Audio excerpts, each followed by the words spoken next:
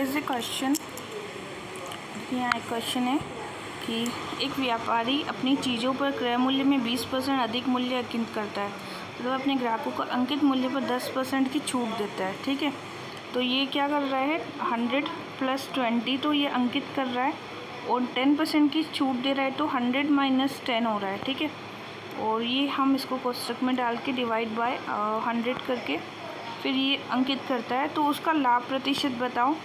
लाभ प्रतिशत बताना है तो उसको हम -100 करके भी सॉल्व कर सकते हैं, मतलब 120 × 90 / 100 - 100, so it will be the 8%। ठीक है, एक और तरीका है इसको करने का कि 12 रुपये और शेष राशि, अगर हम अंकित मूल्य पर छूट देते हैं तो ये 12 रुपये की छूट दे रहे हैं। ठीक है, और फिर अगर शेष राशि देखें तो 120 - 12 करेंगे, 120 आया, माइनस का 12 करेंगे तो ये 108 आ जाएगा, और 108 में से -100 करेंगे तो 8 आ जाएगा।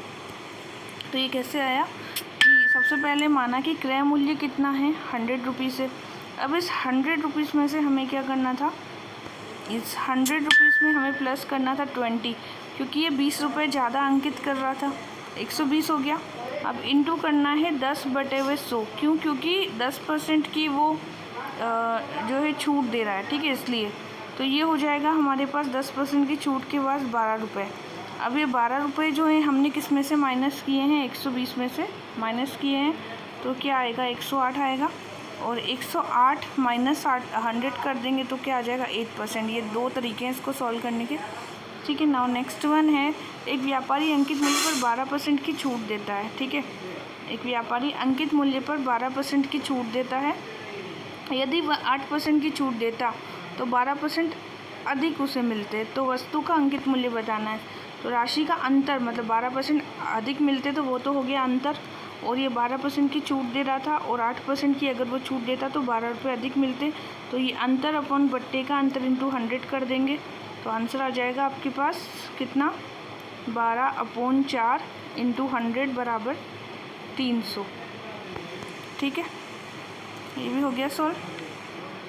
अब नेक्स्ट क्वेश्चन, दुकानदार किसी वस्तु का अंकित मूल्य उसके 40% अधिक रखता है और 12% लाभ प्राप्त किए जाने पर, अब वो 40% अधिक रख रहा है, मतलब 140 इंटू, अगर उसे 12% का लाभ चाहिए तो कितने तो बट्टे का प्रतिशत बताना है। अगर 12% का लाभ चाहिए तो वो 112 हो जाएगा।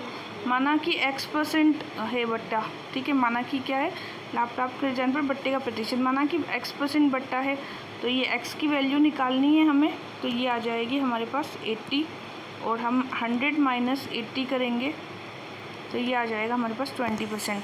एक फर्नीचर विक्रेता वस्तु के अंकित मूल्य पर छूट देता है, कितनी छूट देता है, 20% की छूट देता है, और 25% का क्या कमाता है, वो लाभ कमाता है। तो 20% की छूट का मतलब तो हो गया 80 रुपये, और 25% का लाभ हो गया 125 रुपये, और इंटू करेंगे 100 तो बराबर आ जाएगा 64 रुपये, और 64 रुपये आ गया हमारे पास। ठीक है, यदि वह नहीं दे तो उसका लाभ प्रतिशत क्या होगा। ठीक है, छूट नहीं दे तो लाभ प्रतिशत क्या होगा, तो यहाँ पर 64 रुपये, क्रय मूल्य 64 आ गया, विक्रेता कुछ भी छूट नहीं दे, अगर वो कुछ भी छूट नहीं देगा तो ये 100 - 64 अपॉन 64 इंटू 100 हो जाएगा। इसका मतलब है 36/64 इंटू 100 बराबर 56%। ठीक,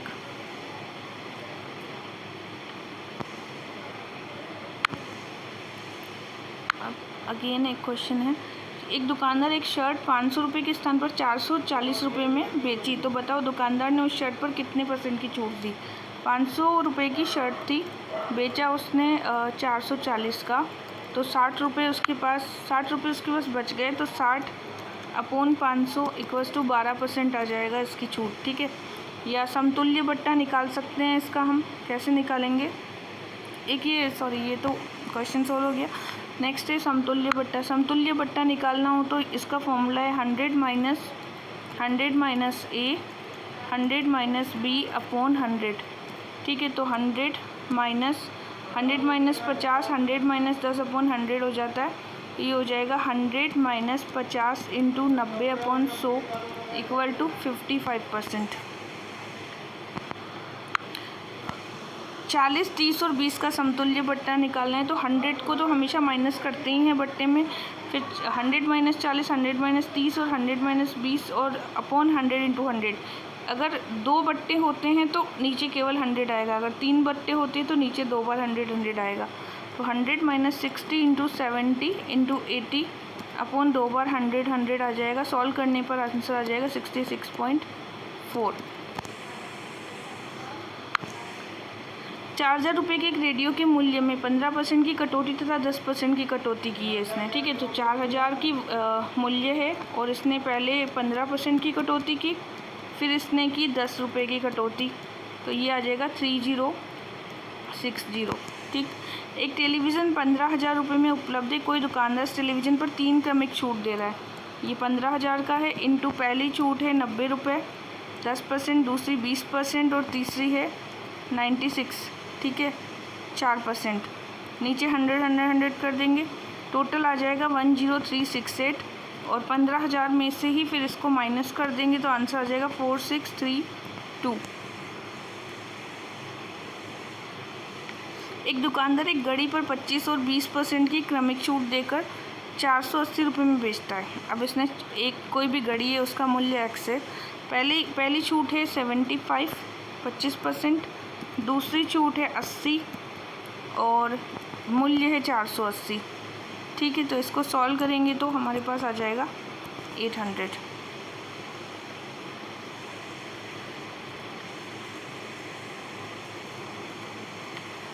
अब 50 रुपये में 14 संतरे हैं, ठीक है। कितने हैं? 50 रुपये में 14 संतरे की दर से बेचने पर मुझे 12% की हानि होती है।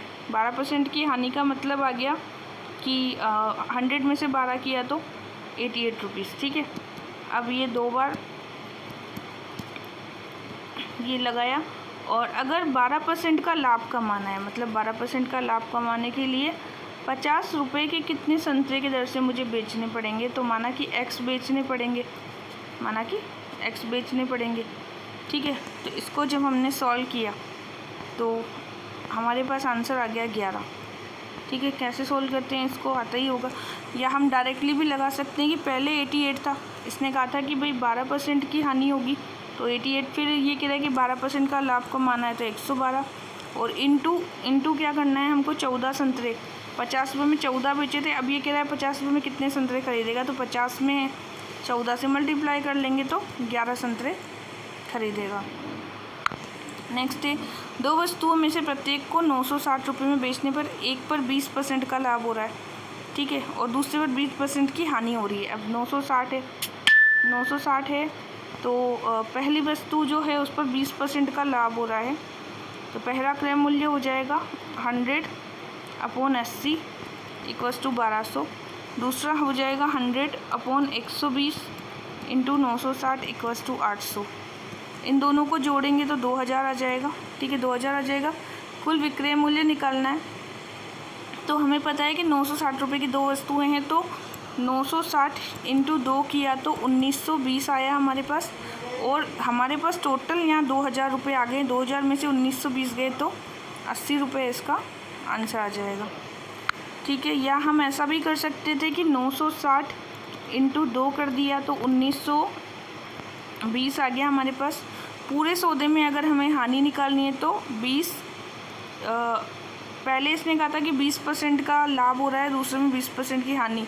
जब भी इक्वल होता है तो 4% हो जाता है ये, ठीक है 4% हो गया।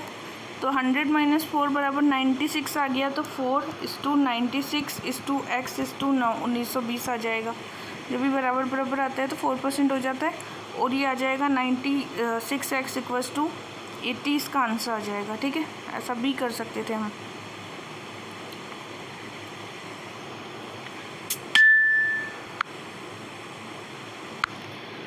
दो घड़ियों को 2600 में से प्रत्येक के हिसाब से बेचने से एक घड़ी पर 40% का लाभ, दूसरी पर 20% की हानि होती है। तो होनी होती है तो पूरे सौदे में लाभ हानि परसेंटेज बताओ। 100 रुपीज़ है, इंटू एक में 40% का लाभ, दूसरे में 20% की हानि, अंतर कितना हो गया 20 -2 इंटू लाभ इंटू हानि करेंगे 40 × 20, ठीक है, अपॉन 200 प्लस अंतर, 200 प्लस अंतर, तो ये हो जाएगा 200 प्लस 20। ठीक है, तो ये आ जाएगा हमारे पास में 100 इंटू 20 का हो जाएगा 2000 माइनस 2 इंटू लाभ इंटू हानि किया था तो ये आ जाएगा 1600 और अपॉन आ जाएगा 200 प्लस 20 220, तो ये हो जाएगा 1:9/11 आंसर। 2 घड़ियों के 2600 में प्रत्येक के हिसाब से बेचने पर एक घड़ी पर 40% का लाभ और दूसरी घड़ी पर 20% की हानि हो रही थी। इसका डायरेक्ट फॉर्मूला है लाभ हानि का 100 इंटू अंतर माइनस 2 इंटू लाभ इंटू हानि अपॉन 200 प्लस अंतर। क्या है फॉर्मूला? 100 इंटू अंतर माइनस 2 इंटू लाभ इंटू हानि अपॉन 200 प्लस अंतर। मंगल सिंह ने 2 साइकिल खरीदी जो कि 7560 रुपये में प्रत्येक के हिसाब से बेची। यदि एक पर 20% का लाभ तथा दूसरे पर 30% की हानि, 20% का लाभ है तो अपॉन 120 कर देंगे तो 6300 आ गया। फिर हमने 6300 जो है फिर 7560 पर दूसरे पर हानि है 30% की तो ये आ जाएगा 10800, दोनों को जोड़ देंगे तो 17100 टोटल आ जाएगा दोनों का मूल्य। एक व्यक्ति ने कुछ सामान 6000 में ख़रीदा। कितने में ख़रीदा? 6000 रुपये में। इसमें से आधे को 10% लाभ पर बेच दिया, आधे को 10% लाभ पर बेच दिया।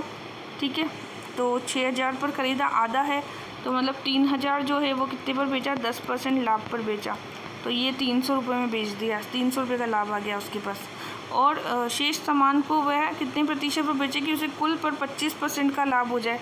कुल पर 25 का लाभ देखेंगे 6000 बराबर 1500 आ जाएगा। ठीक है, तो 1500 को माइनस करेंगे 300 को तो आ जाएगा 1200 रुपये, अर्थात लाभ कितना आ जाएगा हमारे पास?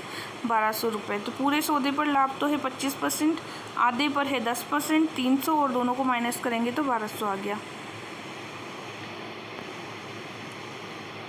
श्याम ने एक ट्रांजिस्टर को 10% की हानि पर बेचा। इसे 20% कम पर खरीदता और 70 रुपये अधिक पर बेचता तो उसे 30% का लाभ होता।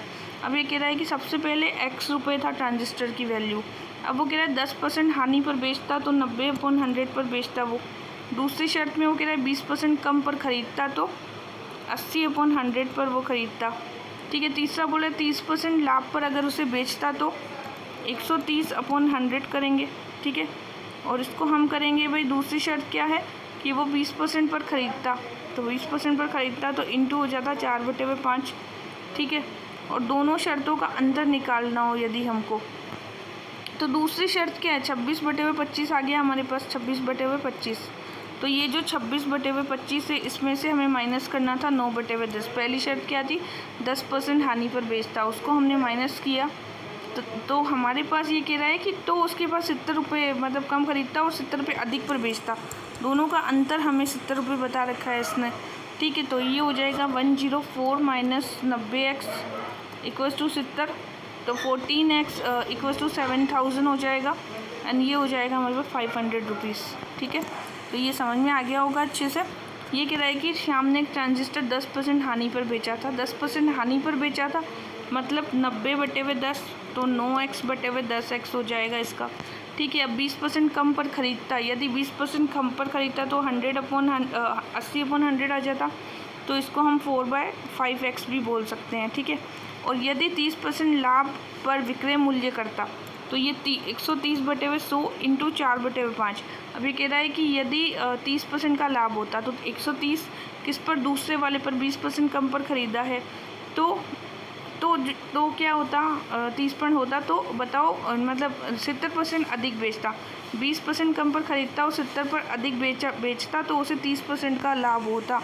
तो ये इसने क्या किया भाई? 26/25 आ गया इसके पास दूसरी कंडीशन से। पहली कंडीशन थी 9/10 इक्वल्स टू, इसने बताया कि भाई दोनों का जो अंतर है वो 70% है।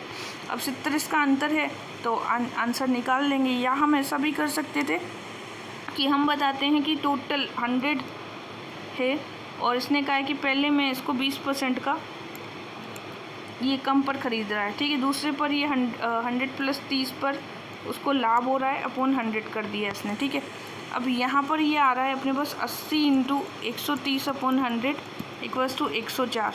ठीक है, 104 आ गया, तो ये 4%। पहली शर्त क्या है? 10% तथा दूसरी पर 4% है। तो अब टोटल अंतर कितना है अपने पास? 70 है इंटू 100, अंतर इंटू 100 अपॉन पहली शर्त पर क्या बोल रहा है 10% की हानि हो रही है, और दूसरी शर्त पर क्या बोल रहा है ये 4% का ऐसे लाभ हो रहा है। तो दोनों को इसने जोड़ दिया तो 70/14 किया, तो ये आ गया इसके पास 500 इसका आंसर।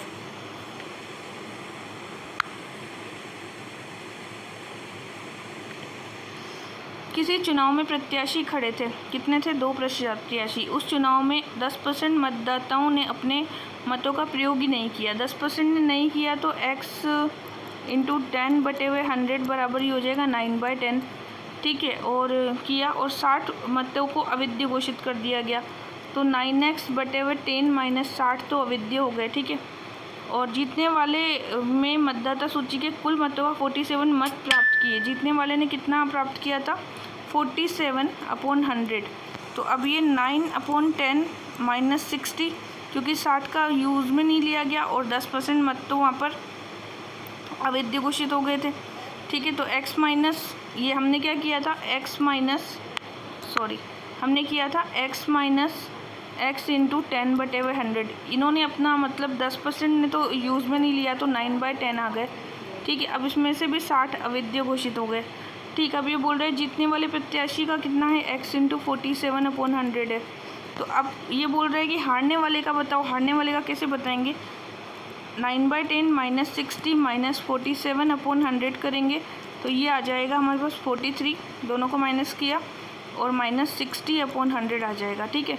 अब ये जो 47 जो है इन्होंने तो वहाँ पार्टिसिपेट किया था, और 43/100 - 60 ने वहाँ पार्टिसिपेट नहीं किया गया।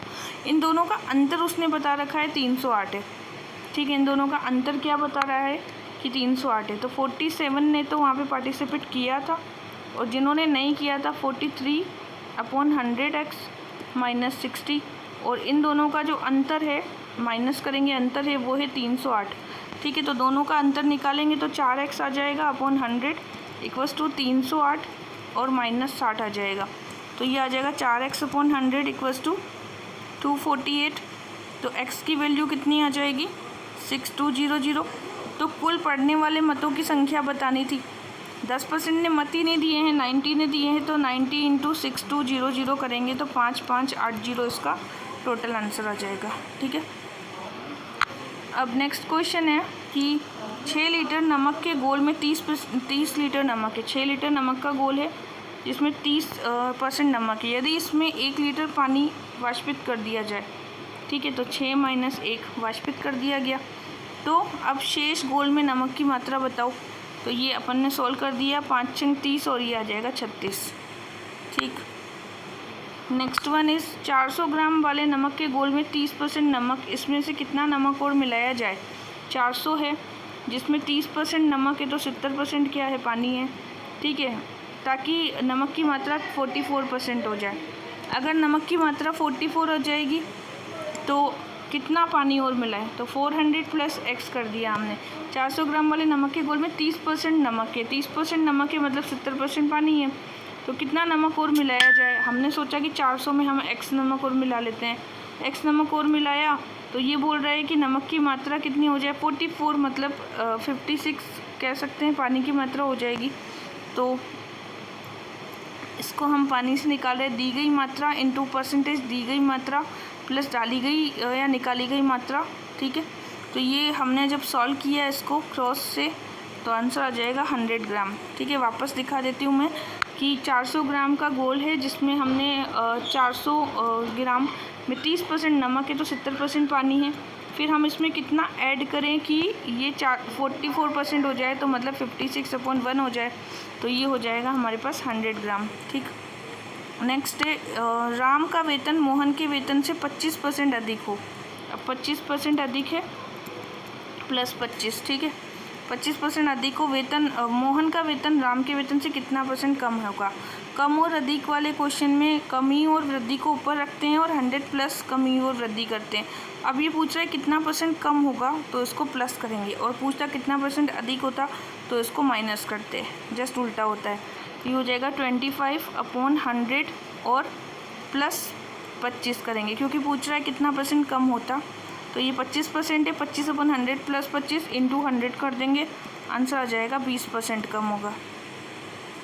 चीनी के भाव में 40% की कमी हो जाए। अब 40% की कमी हो रही है, ठीक है, तो गृहिणी कितने प्रतिशत की वृद्धि करे। अब ये वृद्धि कर रहा है तो 100 माइनस 40 हो जाएगा और इंटू 100 हो जाएगा, तो ये हो जाएगा 40/60 इंटू 100, तो ये हो जाएगा 66 एंड 2/3।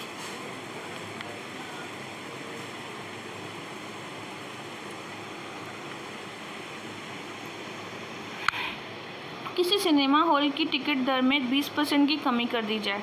ठीक है, हमने क्या किया, सिनेमा हॉल में 20% की कमी कर दी, दर्शकों की संख्या में 30% की वृद्धि कर दो +30। ठीक है, अब सिनेमा हॉल के आय पर क्या प्रभाव पड़ेगा, तो ये हो जाएगा 104, मतलब 4% की क्या हो गई, वृद्धि हो गई। किसी वृत्त की त्रिज्या 20% वृद्धि कर दी जाए, तो बताओ कि अब उसके क्षेत्रफल पर वृत्त की त्रिज्या में क्या किया, 20% की वृद्धि की। तो हम पता है कि क्षेत्रफल में 2 बार त्रिज्या का यूज़ में होता है, इसलिए हम करेंगे 120 इंटू 120 अपॉन 100, तो ये हो जाएगा 144 माइनस 100 बराबर 44% की क्या हुई, वृद्धि हुई। सीता का वेतन गीता के वेतन का 40% है, तो बताओ गीता का वेतन सीता के वेतन से कितना % होगा, तो ये 100 इंटू 100 और परसेंटेज लिख देंगे, ये आ जाएगा 250%। सीता का वेतन गीता के वेतन से कितना है, 40% है, तो बताओ गीता का सीता से कितना होगा, तो 100 इंटू 100 अपॉन 40 कर देंगे, गीता का वेतन आ जाएगा।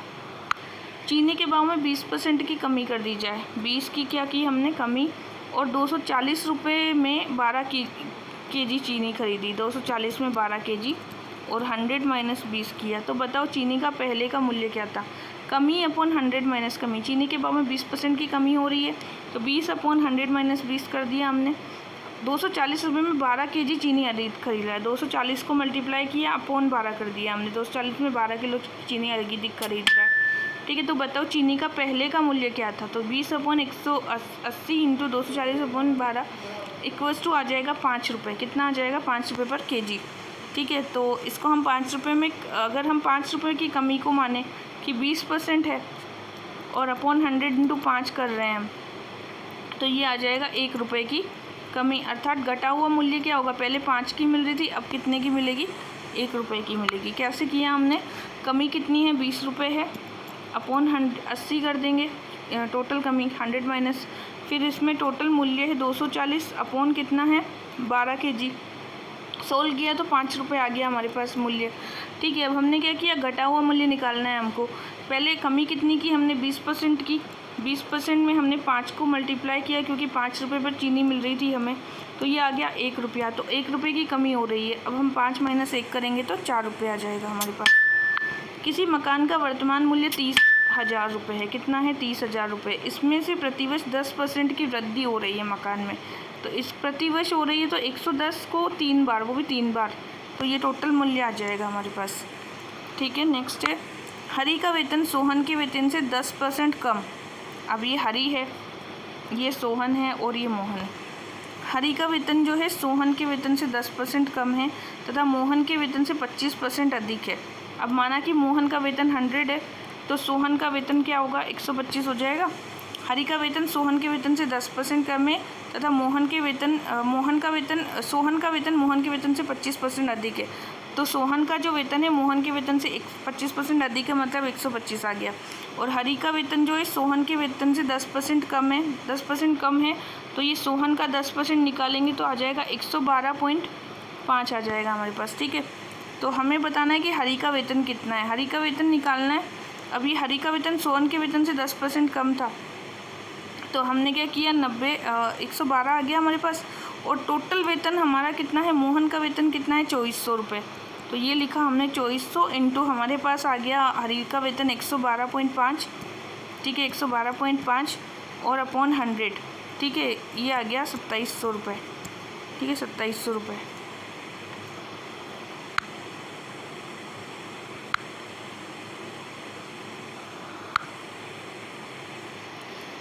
सीता ने एक परीक्षा में 25% अंक प्राप्त किए, कितने प्राप्त किए, 25%। ठीक है, और 40 अंकों से क्या हो गई, वो फेल हो गई।